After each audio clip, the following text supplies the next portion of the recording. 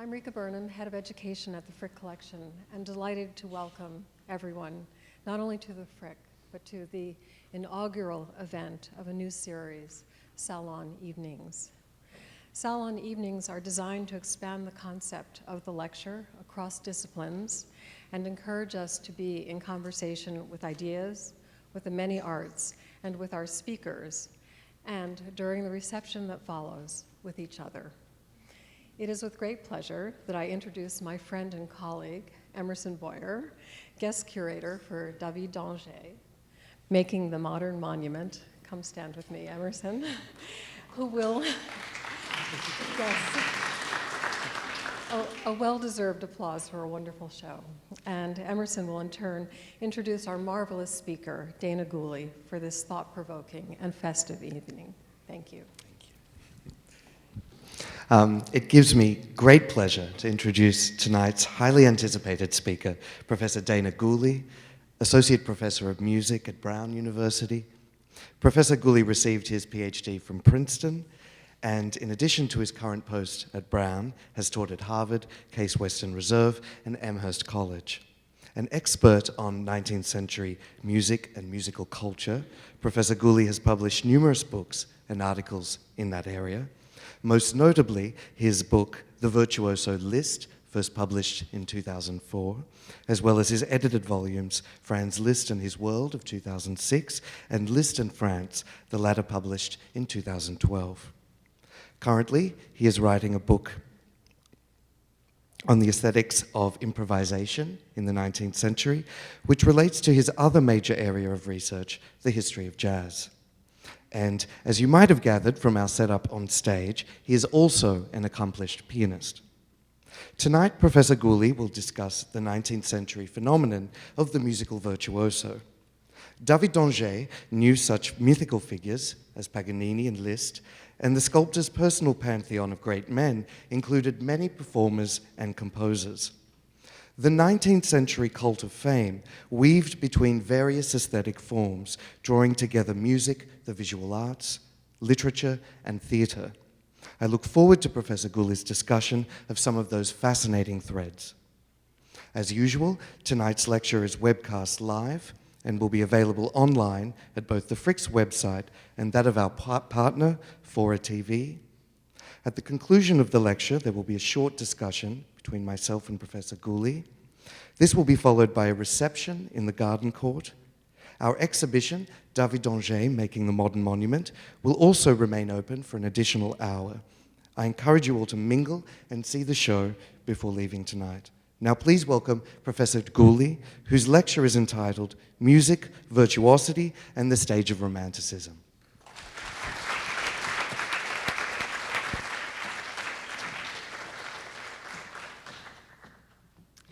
Good evening, everyone. Thank you. And welcome to this first salon evening of the Frick Collection. I want to thank the Frick Collection and especially Emerson Boyer, the curator of this exhibit, for kindly inviting me to give this talk. I also want to thank the staff, Adrienne Lay, for helping organize things.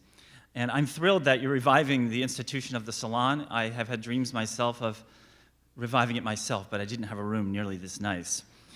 But since we're emulating the salon, we're bringing music, art, and conversation together. I thought I'd start with an image of a salon.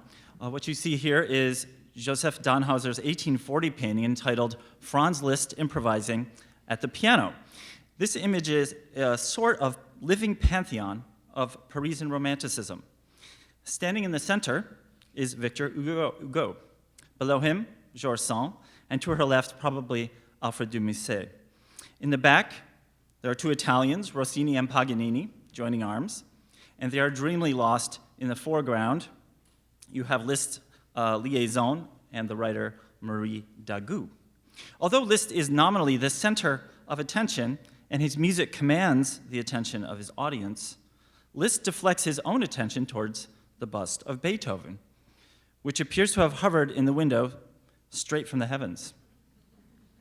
The cold gray stone of the Beethoven bust contrasts sharply with the soft velvets, the silk pillows, and the glowing, youthful skin of the romantic circle, who bask in some sort of dreamy music. These contrasts organize a dialectic between music and sculpture. Music is fluid and evanescent, sculpture rigid and permanent.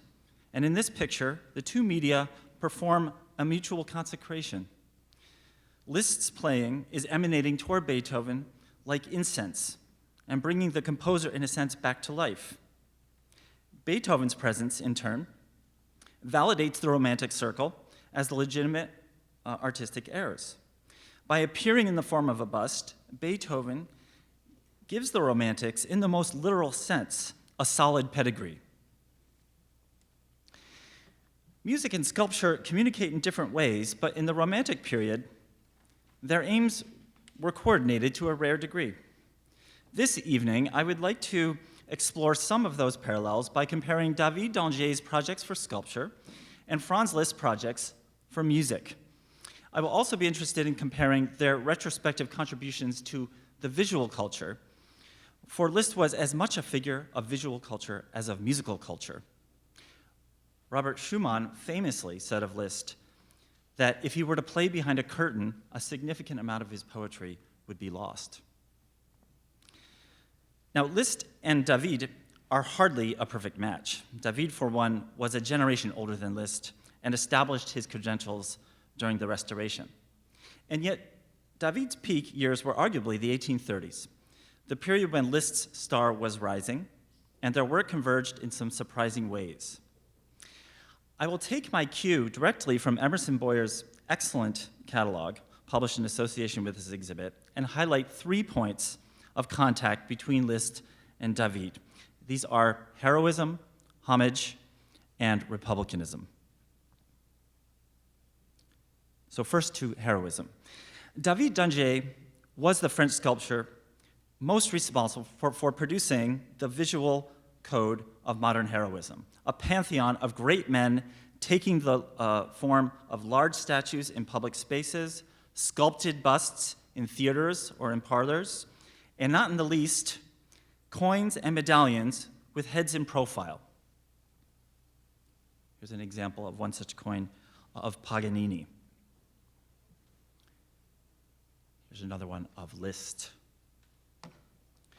This visual code circulated not only in David's sculptural works, but also in popular lithography and in miniature sculpted copies, which disseminated the faces, profiles, and heads of great men on a very massive scale in the 1820s and 1830s. We can easily take for granted how new this phenomenon was in the early 19th century. One witness to its novelty was Franz Liszt himself. In 1839, Liszt was in Florence for about 2 months giving concerts, and he published a travelogue of his experiences in a French paper. Liszt reported visiting the studio of the sculptor Lorenzo Bartolini, a contemporary of d'Angers. And this is the sculpture that Bartolini eventually made of Liszt. And here's what Liszt wrote about his visit to the studio. I quote, "We saw the collection of contemporary busts, which we were given to understand was unlike anything in the world. For more than 30 years, he has continued to sculpt, in addition to his larger works, a great number of busts, which, independent of their artistic merit, have the virtue of faithfully reproducing the features and of interesting and famous people. Lord Byron, Madame de Staël, Cherubini, Rossini, Prince Metternich, Ingres, and many other celebrities have posed for Bartolini," end quote. Now, I want to highlight a couple of aspects of that description. First, he says interesting and famous people. This was not always the usual stuff of sculpture, perhaps especially the interesting part. And also the phrase, faithfully reproducing their features. That is also not the traditional priority of all sculptors. This was a distinctly modern approach to sculpture, and it was this path that David chose. Particularly from the 1830s forward, he became famous for rendering contemporary or near-contemporary celebrities, rendered in a comparatively realistic way. Here's a bust of Cuvier, and he doesn't hide the asymmetries of the facial features in there. He just shows them, gives an impression of realism. And here's a picture of Goethe, where Goethe's powerful mind is rendered through the wrinkles as opposed to the polished surfaces of other sculptures. And his head is somewhat exaggeratedly large in response, I think, to the theories of phrenology, which are written about in the catalog. But what was modern about this heroism? The heroes of Ancien Regime and antique sculpture derived their greatness from sheer military strength, or from aristocratic birth, or perhaps from a privileged connection to a deity, or from a successful emulation of a Greco-Roman hero. The modern hero derived his greatness from none of these things, but from a divine spark, the genius that he alone possessed. He was not a god, but a man. The specific manifestation of genius mattered less than the mysterious spark itself. It could be a multifaceted scientist such as Cuvier, a philosopher such as Chateaubriand. It could be a historic figure such as the 16th century surgeon Ambroise Paré. It could be a recent sensation such as this bust of Paganini. He could be a Republican hero, but he could also be even a royalist. And here's the monument to Bonchamp. No single figure better exemplified the modern cult of genius than Napoleon Bonaparte. He may indeed have been its prototype, a self-made man who scored major victories on the battlefield, dedicated himself to the rights of man, and developed a structure for the national state. The fact that Napoleon eventually blundered and perhaps abused his power did not prevent his greatness from being recognized. Arguably, his errors were precisely what made him a modern hero. And as I was writing this, I was thinking that might be the primary distinction between the hero and the celebrity. That a celebrity is somebody who's famous but not necessarily so idealized. The modern hero's mistakes were not laudable, but they put his heroic image on a human scale. David's modern idea was that greatness should be recognized in all its forms, but it does not always need to be liked. In 1830, he wrote this: "I have the utmost fanaticism for all those who have done great things, even for men whose opinions differ from mine." Unquote. I dwell on Napoleon because Liszt was compared with him repeatedly. The comparisons apparently began with Lady Blessington, who asserted that Liszt, Byron, and Napoleon had similar physiognomies. And perhaps with justification, this is the picture, I think, that gave rise to these comparisons. This is a painting by Gros of Bonaparte, and it looks a lot like Liszt, it's true. Liszt also had a way of playing up the Napoleonic connection in his performances. One of the pieces he played over and over again, always to stunning applause, was the Concertstück of Carl Maria von Weber for piano and orchestra. This piece is in 4 connected movements that narrate a simple story. A knight is separated from his lady while he is off at battle. He returns from afar. The lady sees him from a distance. They are reunited.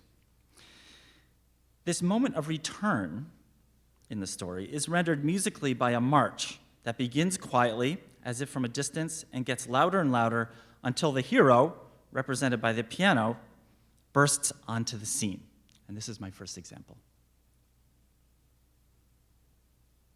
First recorded example.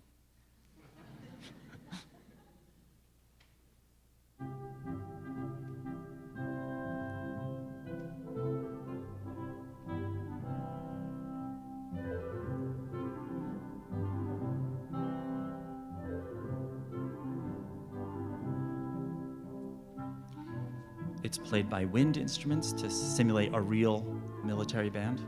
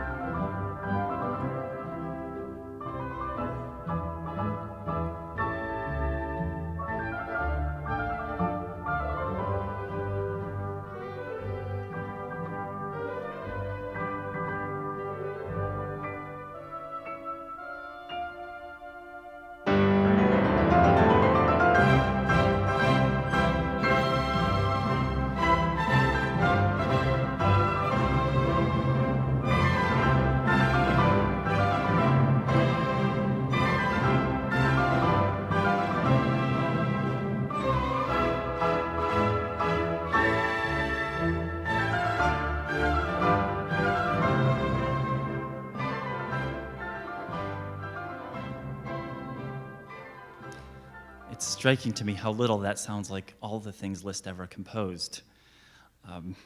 But it was the ideal vehicle for his concert career because it enabled him to stage this dramatic entry of the hero as if on a horse. Now, when Robert Schumann heard Liszt play the Concertstück, he wrote this in his concert review, quote, "He carried on with continually increasing power until the passage where the player seems to stand at the summit of the orchestra," what we just heard, "leading it forward in triumph. Here indeed he resembled that great commander to whom he has been compared, and the tempestuous applause that greeted him was not unlike an adoring Vive l'Empereur." And this was an image that really stuck with Liszt in satires as well of the pianist who is playing so dynamically as if he's riding a horse.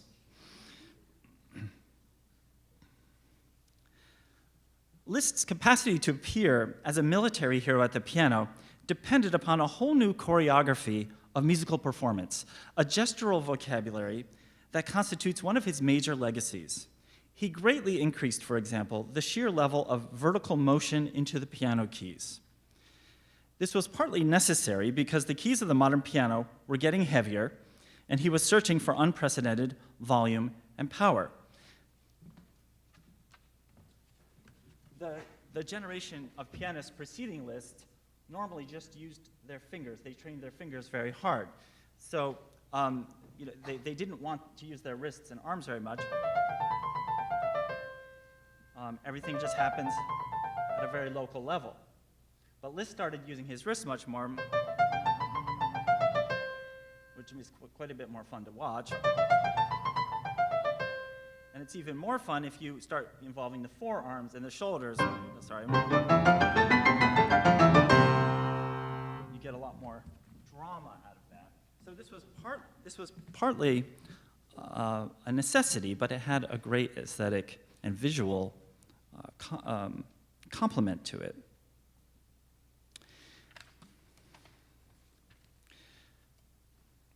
So Liszt was transferring much of the responsibility for pressing down the keys to the wrists, the forearms, and the shoulders, and giving a much greater physical amplitude to everything he played, regardless of what specific thing he was playing.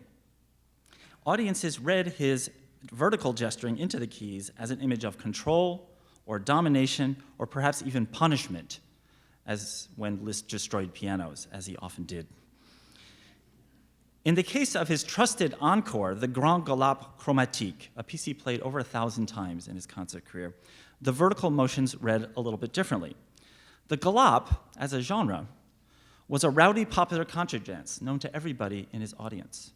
The rhythmic character of this music required lots of vertical motion, thus casting Liszt as a sort of dancer on the keys.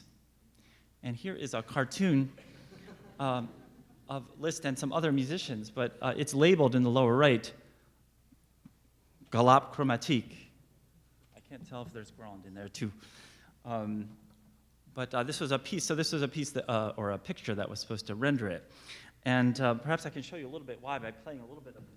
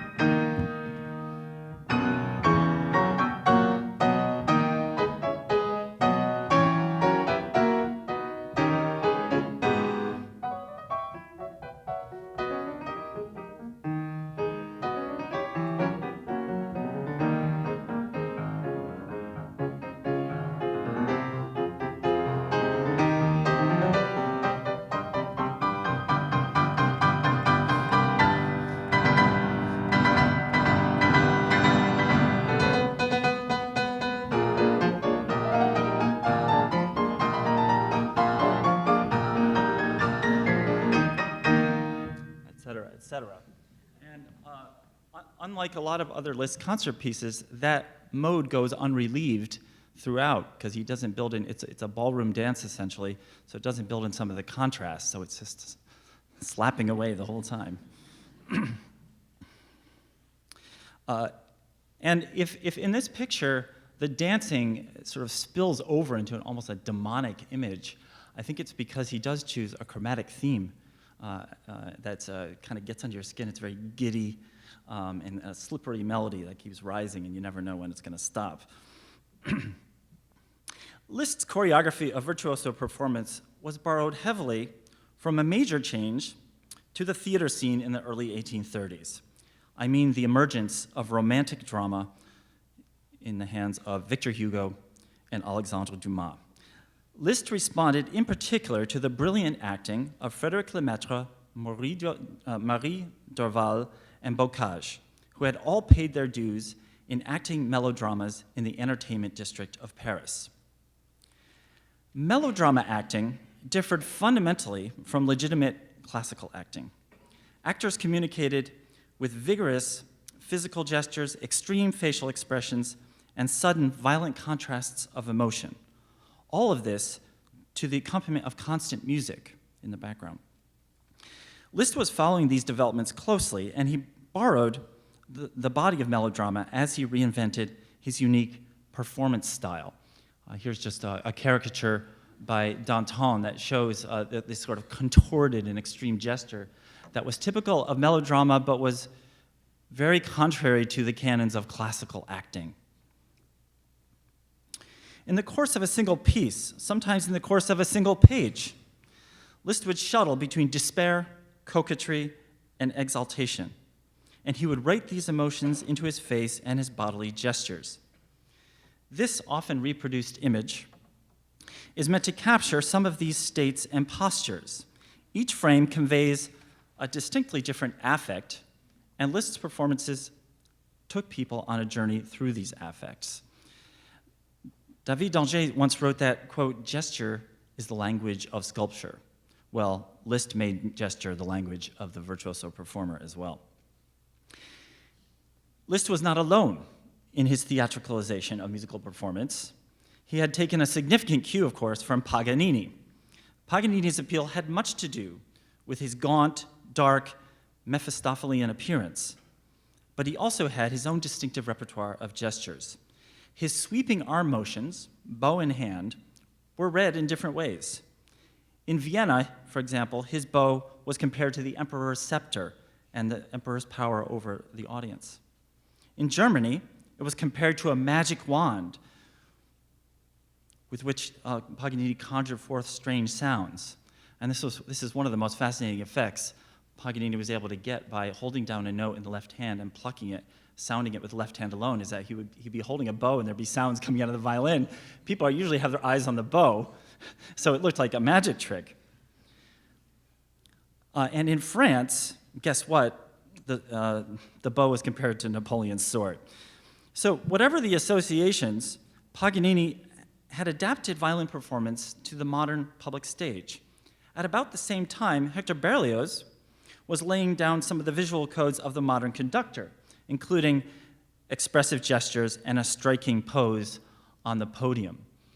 And his hair, there's obviously a long history to big hair on conductors, because this is Berlioz from the 1840s, perhaps even the 1830s.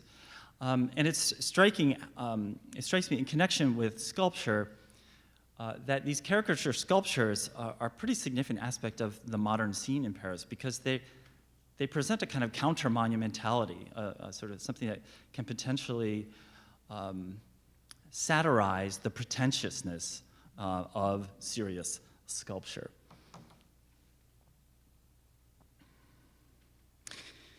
When Liszt was not the object of public worship, he kept himself busy with the business of paying homage to his own heroes.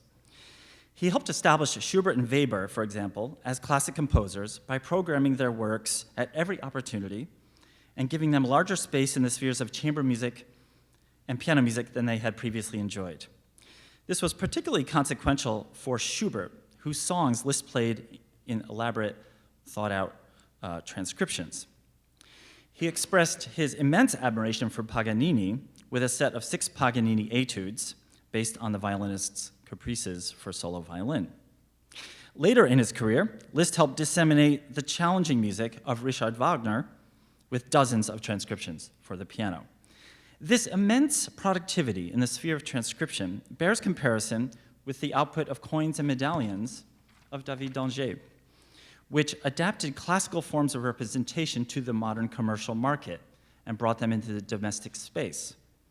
Liszt was doing something similar when he transcribed the great orchestral works of Beethoven and Wagner, large pieces, and adapted them to the smaller scale medium of the piano, which would bring it into the drawing room. Liszt continued to play cultural curator after retiring from the concert stage in 1847 and taking up a position as court Kapellmeister in Weimar. At this time, Weimar was working hard to consolidate a cultural tradition based on Goethe and Schiller, a modern classical culture within Germany that we now call Weimar classicism. And here's a sculpture of Goethe and Schiller that went up in 1857 in Weimar. This is during the years that Liszt was there. Liszt literally produced the soundtrack to this general effort in Weimar. For state-sponsored festivals celebrating the jubilees of Goethe, Schiller, and Herder, he wrote overtures, marches, and choral works that would evoke the festival atmosphere, greet the sovereigns, and accompany theater plays. Some of his symphonic poems, such as Prometheus and Tasso, are directly related to these events. The most explicit act of homage Liszt ever carried out involved a sculpture, the Beethoven Monument in Bonn, the city of Beethoven's birth. The story of this monument is truly epic. It took years for the project to come to fruition for several reasons. First, it was not standard practice in Germany or Austria to mount such monuments at all of any heroes other than sovereigns. The Schiller Monument in Stuttgart was mounted in 1839, and it was the first of its kind there. In 1842, followed a Mozart statue in Salzburg. The Beethoven statue in Bonn went up 3 years later, in 1845. An initiative had been underway for quite some time, but there was never enough money until Liszt, at the height of his virtuoso fortunes, came along and donated 10,000 francs to reach the fundraising goal. This fiscal generosity came with a less generous urge to take charge of organizational matters and make himself the boss of the project. For one, Liszt stipulated that the sculptor should be Lorenzo Bartolini, the previously discussed Bartolini. But Bartolini did not end up getting the commission. Why not? An answer is suggested by a letter that Liszt's partner Marie Dagout wrote to the painter Henri Lehmann. She argued against the choice of Bartolini, saying that he would be, quote, anti-national, and that he might not reliably finish the job. Clearly, there was some concern that Bartolini's Italianness might be inappropriate for the German hero Beethoven. It's all the more surprising, then, to hear that Liszt offered the commission to, yes, David d'Angers. D'Angers agreed and named his price as 30,000 francs. And I tried to make a rough conversion to modern currency. These are always extremely speculative things, but they came out to about $200,000. Perhaps this price was in the end too high, for in the end the design went to the little-known German sculptor Ernst Julius Haenel. And perhaps that will explain why he's a little-known sculptor. Nevertheless, we know for sure that David was Liszt's favorite sculptor. How about that? In an 1841 letter to Marie Dagout, he wrote that Ari Scheffer and David d'Angers, ce sont mes deux artistes. Ce sont mes deux artistes. Liszt had a habit of saying that about everybody he was talking about. That was the problem. The festival to unveil the monument was also a sort of apotheosis for Liszt, who was staking a claim to inherit Beethoven's legacy. At the festival, he played the piano, conducted the orchestras, chose the programs and performers, gave the toasts at the dinners, and generally made himself the center of attention. Small wonder one of his enemies described the festival as the Beethoven Festival in honor of Franz Liszt. It's a good one. The climax of the programming was a commemorative cantata that Liszt had written especially for this occasion. And it shows a little bit about Liszt's style of homage. The central theme of the cantata is not by Liszt himself, but the theme of the Adagio of Beethoven's Archduke Trio, set with a few orchestral variations. I'll play just the original version of the melody.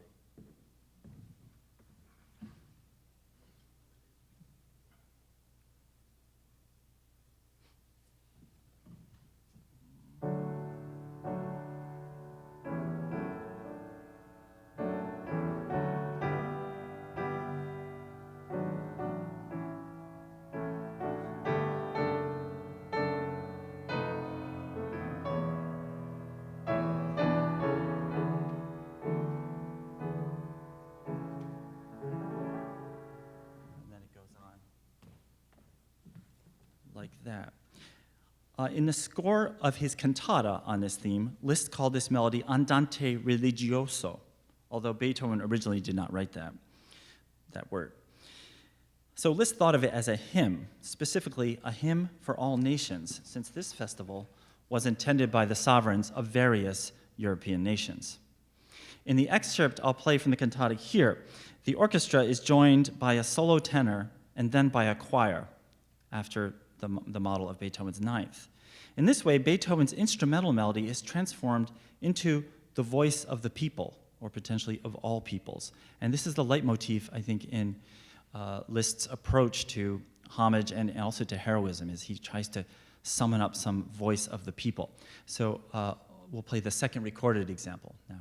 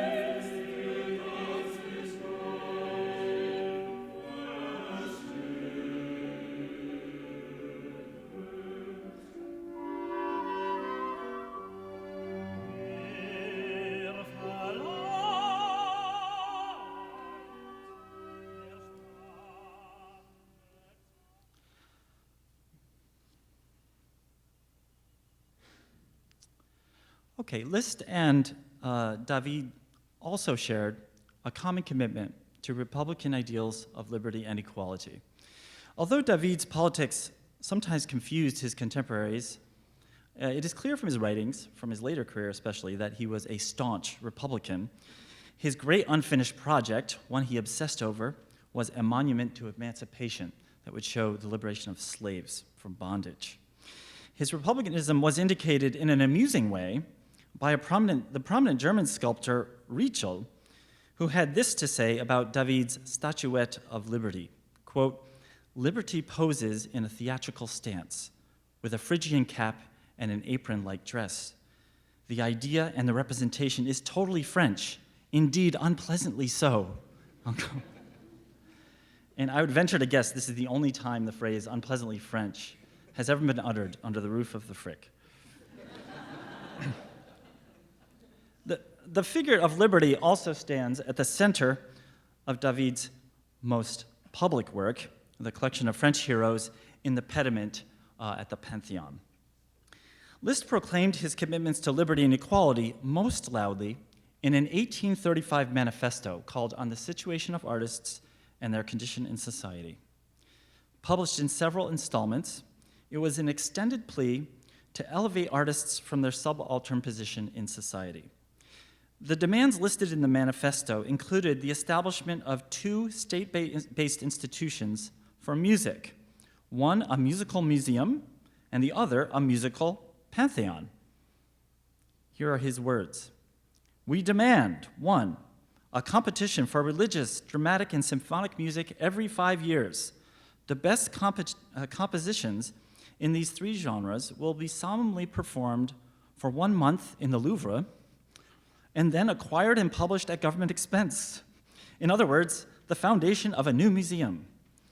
And the Pantheon comes up in number 8, the publication at low cost of the best works of all historic and modern composers, from the Renaissance to today.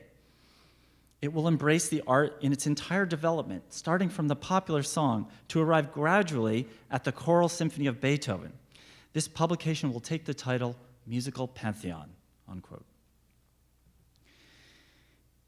In this same essay, and I'm sorry to quote it so much, but it's very quotable, Liszt gave a clear idea of what kind of music he considered representative of the Republican impulse.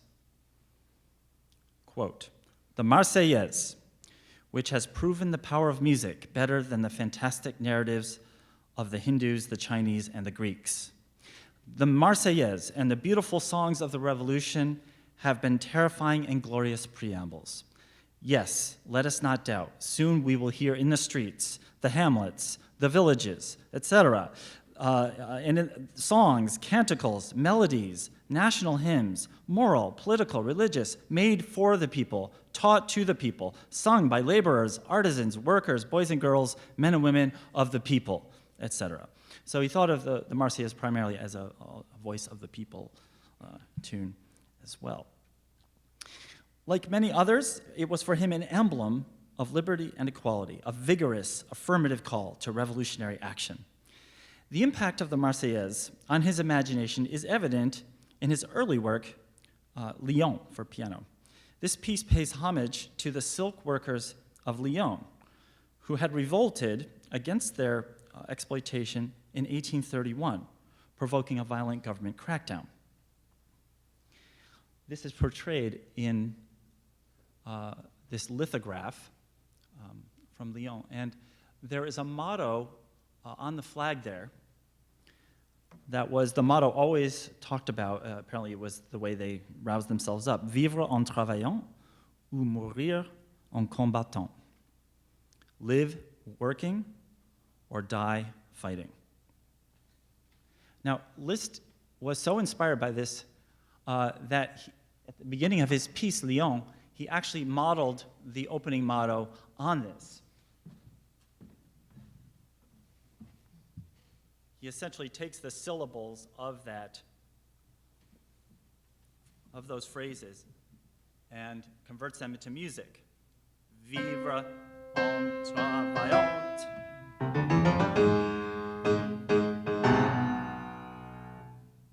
So the syllables don't exactly match, but they do match.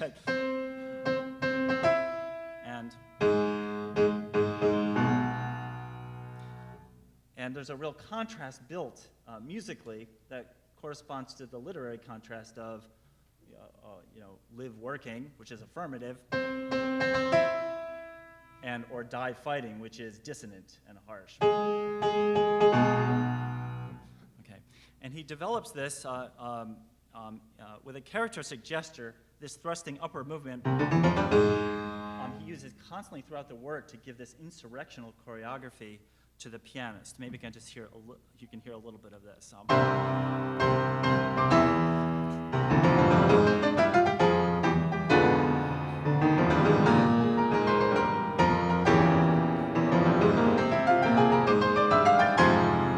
It just keeps going on like that. It's a very violent piece.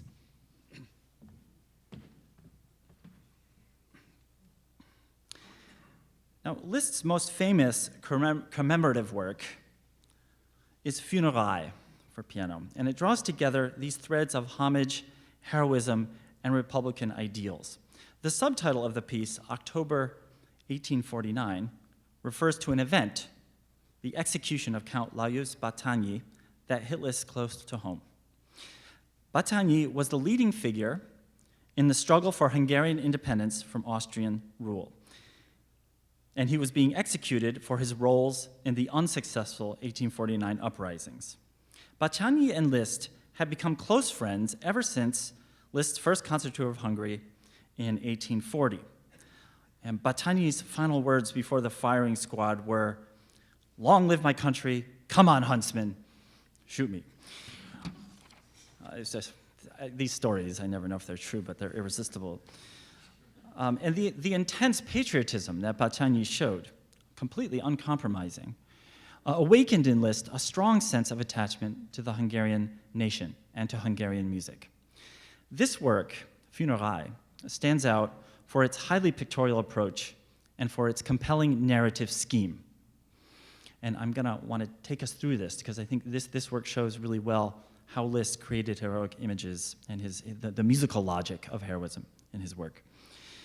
The opening section evokes a march to the scaffold with tolling bells in the left hand and a slow, heavy step. It begins with very, very dissonant groans that eventually get more intense, arriving at a climax that is cut off by a trumpet-like fanfare. And I presume this to be a marker of the execution itself, partly because Berlioz had done something very similar in the Symphonie Fantastique. So I will first play this first section.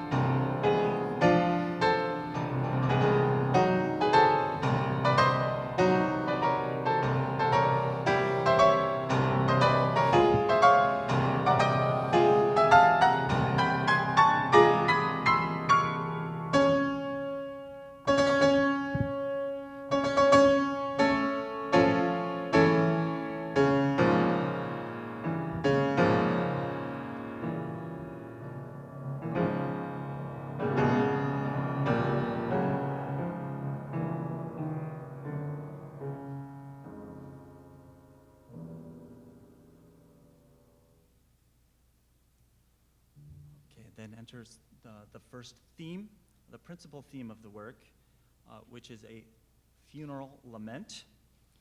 And it's played in a very subdued, quiet manner with just the left hand alone carrying the melody. And I point that out because it seems to be a more sort of private mourning at this point, and it's going to be taken to a huge apotheosis later in the piece.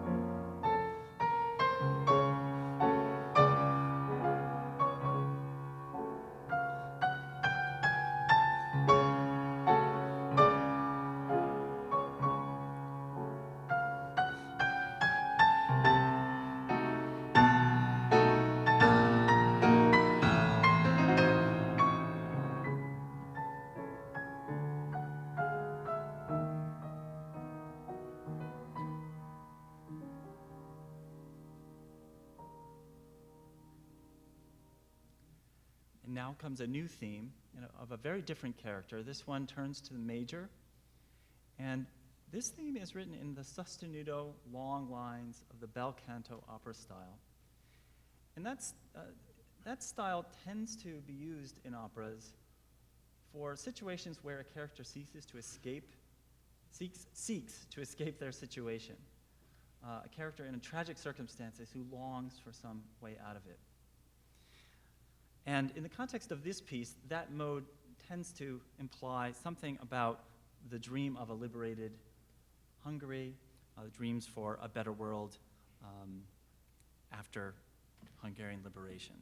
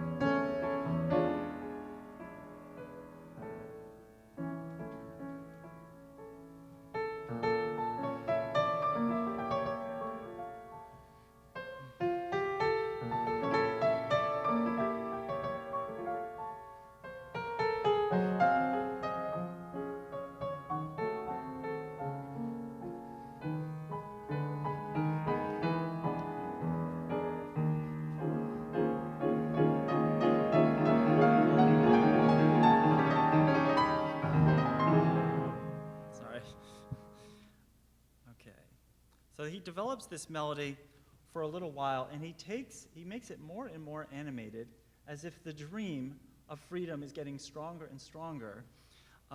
He kind of modulates from keys to keys and ratchets up the volume. So I'll jump in a little bit later.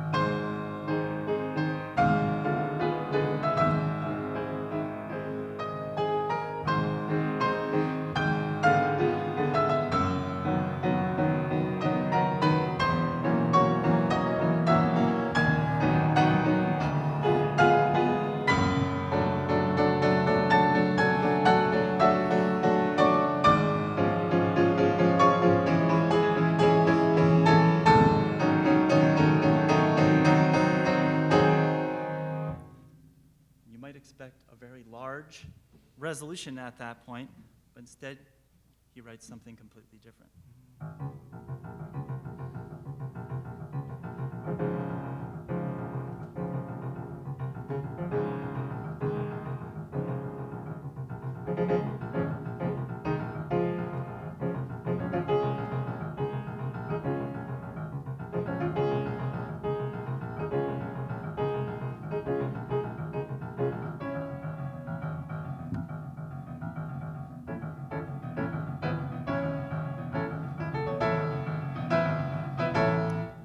And you might be forgiven for expecting the outbreak of something like.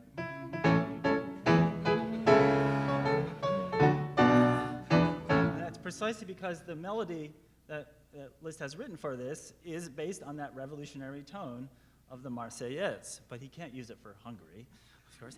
So,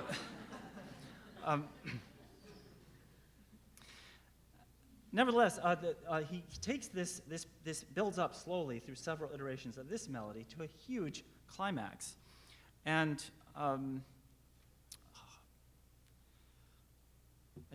can't play the whole thing, but what I think I'll do is just take you to the part where the arms actually seem to break out, to move where the battlefield seems to be the clashing of arms.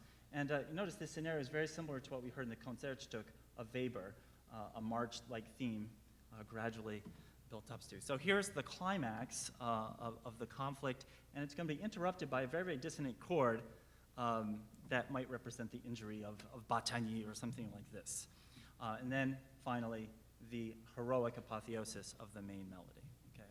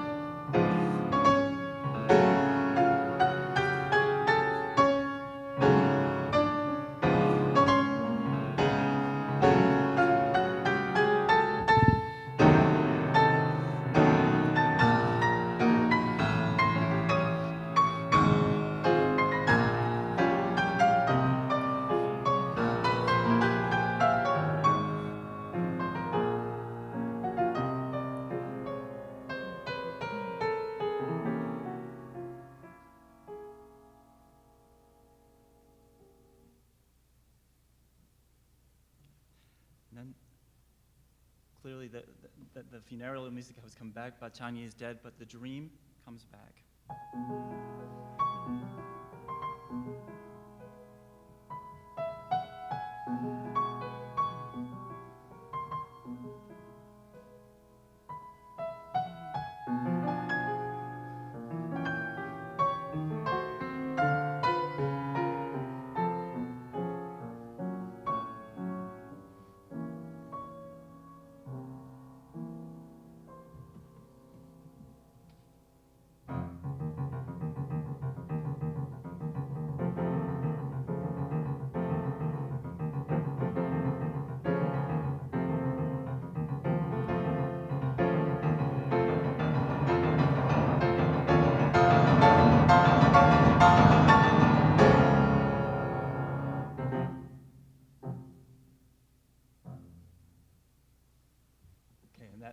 undercuts the end there, I think is very crucial to the narrative, because the revolution is supposed to have been put down by Battagny's death, but the memory lingers on in these footsteps and these galloping, the memory of those galloping things will inform the future of the revolution.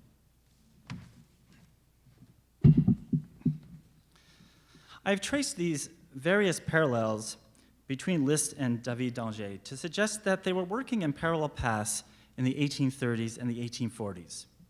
Both were highly invested in the modern cult of genius, and both circulated a new style of heroic images through public and private spaces. Both were also strongly inclined to assert the primacy of the nation as the locus of heroic action. For Liszt, it was Hungary; for David, France. In the balance, Liszt's reconstruction of the virtuoso performer's identity was probably more thoroughgoing than David's rethinking of sculptural conventions. But in other respects, Liszt was arguably more conservative and held to a more traditional view of heroism. This came to me reading a passage from David's letters that is very striking. He's writing to the poet Victor Pavier, and he says this: "People are very wrong to destroy monuments that depict individuals who are hated. These are the pages of history. What is exasperating is the type of apotheosis that sculptors give to the figures they represent," unquote. As I understand it, David is saying here that sculptors ought not to present their subjects in an idealizing light, but should just present them as they are, at their core, and let the spectators do the judging and moralizing. These notions of truth to history or realistic representation could not be further from the way Liszt thought about heroes. Liszt traded entirely in idealizations and apotheoses. Whether channeling Napoleon at the climax of the piano concerto, or paying tribute to Beethoven in Bonn, or composing an elegy to Laios Battagny, he wanted to show these heroes only in their best, most inspiring light, not in their historical complexity, not in their gritty human contradictions. Of course, one would not expect music, a non-representational medium, to favor representational truth. But Liszt also challenged realism in other spheres more favorable to representation. When his biographer Lina Raman began probing him for information, he urged her to lay off, writing, quote, "Don't entangle yourself too much with details. My biography should rather be imagined than taken down in dictation." He had a lot of details to cover. Liszt was the unrivaled king of apotheosis in Romantic music, using it in nearly every large-scale composition. Sometimes the apotheosis took the form of ethereal, high-register tremolos, generating radiant halos around the theme and lifting the ears towards heaven. At other times, it sounded like pompous, brassy thematic statements of the main theme. And sometimes, as in this final recorded example, which is also from the festival cantata for Bonn, he took a cue from the choral finale of Beethoven's Ninth Symphony. You're going to hear the Archduke theme here rendered once more.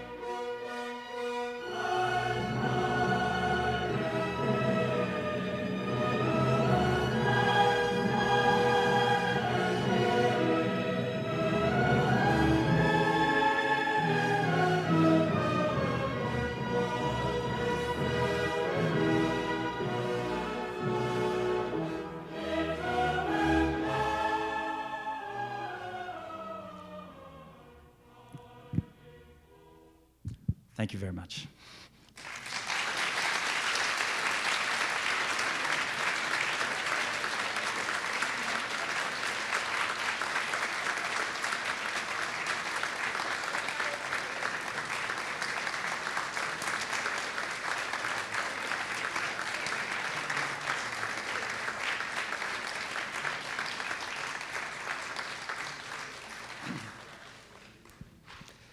Well, thank you so much. That was just marvelous. And I thought, okay, you can come sit down with me. And I'm so glad we still have this painting up, because it really is a phenomenal painting if you haven't seen it before, and it encompasses all the themes that we have in both the exhibition and in tonight's lecture. And you know, I mean, it immediately strikes me the ways in which the painting is both about Liszt and Beethoven, and there's some kind of, you know, oscillation between who's the center here and who. And I wanted to ask you a little bit about romanticism and authorship. We think of romantic visual arts as being, you know, as involving some kind of cult of the self. Every production is some kind of externalization of what's in a person's interior, which is something that David was immensely believed in greatly. But we've been through a few different kinds of ways in which Liszt involves himself in music.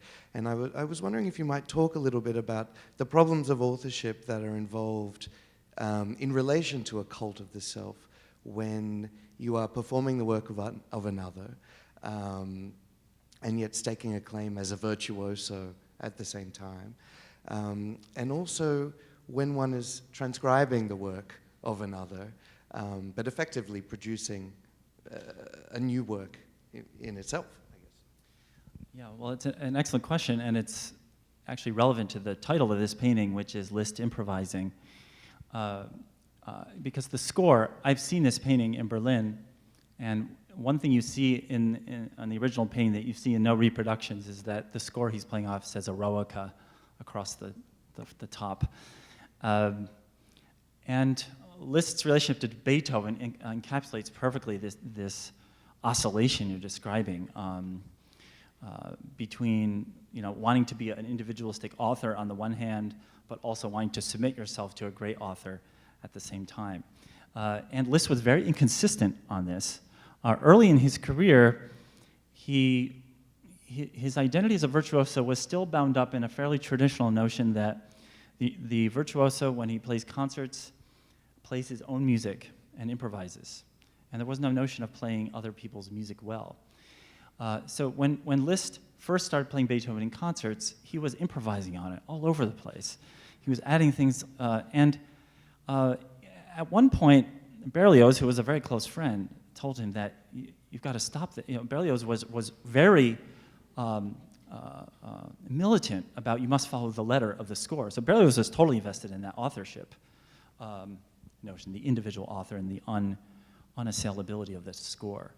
But Liszt was elaborating on it a great deal, and Liszt later on published a letter where he talked about his reformation, that I was always embellishing here and there, but then I finally learned how to play Beethoven.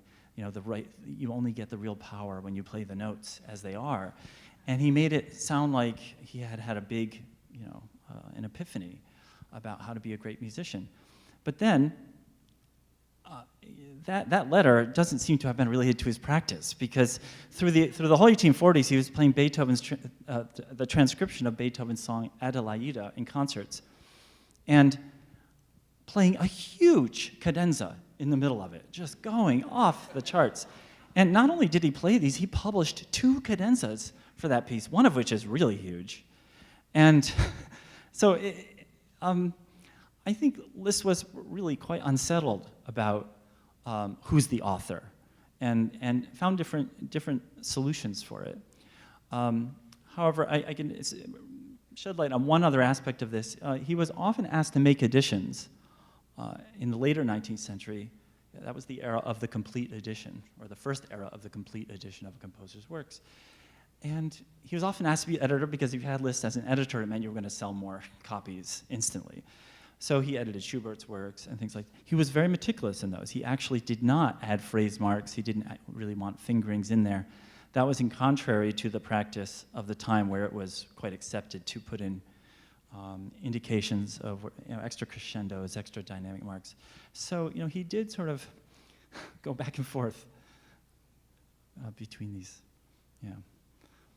But of all of the Romantic musicians, he was the one who had the greatest sense of submission to Beethoven. I mean, he had this obsession over it. It was at the beginning and end of our talk today, and that's not a coincidence. My other question before we head out to chat further outside is about the body of the performer, and I was wondering if perhaps you could give us a little bit of a sense of even musical training in the period immediately prior to Liszt, how much emphasis there was actually on the body itself as a machine that played, or something organic maybe perhaps rather than a machine. And then if you could perhaps give us a sense of the sort of obsessions that audiences had with the bodies of these virtuoso performers. I mean, many of you may be familiar with some quite remarkable paintings, particularly, for example, Delacroix's painting of Paganini, where Paganini basically, the body becomes so utterly contorted that it actually does verge on the sort of caricatural that you see in the Danton that we saw a little bit earlier. And I was wondering if there is the same sort of concern with Liszt's body that there was, say, with Paganini, who I know his health was of constant interest and was a real part of his myth. It's a good question. I looked up to see how his body was portrayed here and realized that it's conspicuously concealed in this, and that might be part of his priestly role here. But yes, Liszt was trained at a time when pianists were expected to play a lot of scales and actually use only the fingers. But younger pianists like Liszt and Chopin really didn't want to do that. Chopin went to Paris, for example, around 1830 to study with Kalkbrenner, who was like the international standard of great fingers. And as soon as he started he took a lesson with Kalkbrenner and said, "Will you take me on as a student?" And Kalkbrenner said, "Yes, I'll take you on, but you're going to have to practice this book of exercises for 6 months straight, and that's the only thing I'm going to listen to in the lessons." And it was all scales and arpeggios, and Chopin said, "No way." And thank God he did, because he went his own way and became, developed this more natural. Chopin's approach to the piano emphasized natural gestures, positions of the hands on the keys that were comfortable, and patterns that fell under the five-finger scope really well. Liszt was unlike that. So the way Liszt wrote for the piano did not imply a very organic body. It was quite all over the place. That's really unusual. As far as the health of the body, it's true that Paganini's ill health was part of the entire thing. He was incredibly thin. He had lost a lot of his teeth, so his jaw was totally caved in. And that emaciated body was, I think, a subject of ghoulish fascination. I think Liszt was probably the opposite of that. I think Liszt was kind of the healthy alternative to... because even though Liszt did have a great deal of contortion, and distorted bodily gestures, and that was really part of what he did, he tended to sequence his performances in a way that the distortions would be ironed out at the end. So, because he loved, as you heard from that piece, Funérailles, every section, it has a huge climax. It's 5 climaxes in a row. At the climax, he tended to adopt the posture of sovereign control. In other words, everything that had been coursing through his bones and veins had kind of gotten out, and he had recovered a sense of an integral body. And so I think that narrative was really important to, to his contrast with Paganini, who was always contorted, but also to a sort of a validation of the healthy body and of the expiation of demonic qualities. One more question. My interest is piqued by the idea of virtuosity, by musicians. I feel as if there's something that seems sort of periodized about it, and I was wondering if you might tell us a little bit about the historical trajectory of this phenomenon after Liszt. Quickly, of course. I mean, you were right to say quickly. because I've written a lot about this, but I mean, essentially Liszt won. Basically, everybody wanted to play like Liszt in the late 19th century, but it was not an immediate victory. So at his time, he was criticized very hard by critics for being eccentric, for being tasteless, for being a lot of things. And it was not very accepted. Younger pianists who heard him play did not imitate him. One tried, and that didn't work, so nobody else even bothered.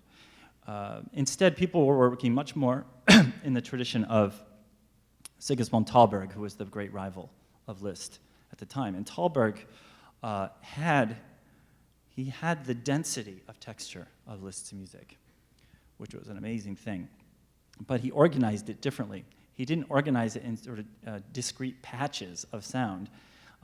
Thalberg integrated all the sound, and he would put the melody in the middle of the piano and run these arpeggios, rich arpeggios all around it. And it gave the impression of a singing piano. So, and that's what pianists wanted for a long time after Liszt. But then Liszt set himself up. He retired from the concert stage, and you make yourself a legend, you know, whenever you retire from anything.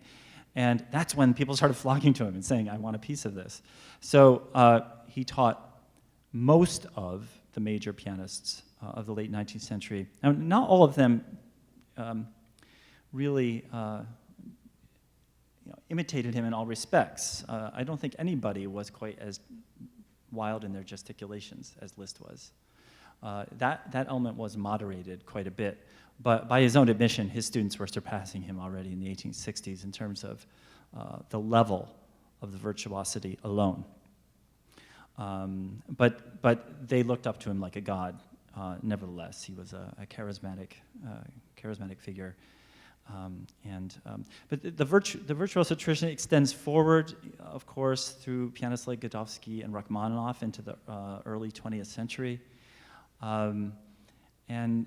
Those pianists all know that somehow they're children of Liszt, but the influence is hard to detect in really concrete ways. And an interesting sort of example of an artist who was a Liszt pupil, Hans von Bülow, was one of the star pupils of Liszt. But he doesn't seem to have played piano a whole lot like Liszt. He had the power and the chops, but he didn't have an improvising tendency, was a little bit straightforward in his playing, lacked a certain magic and charm by all accounts, and then he became a conductor.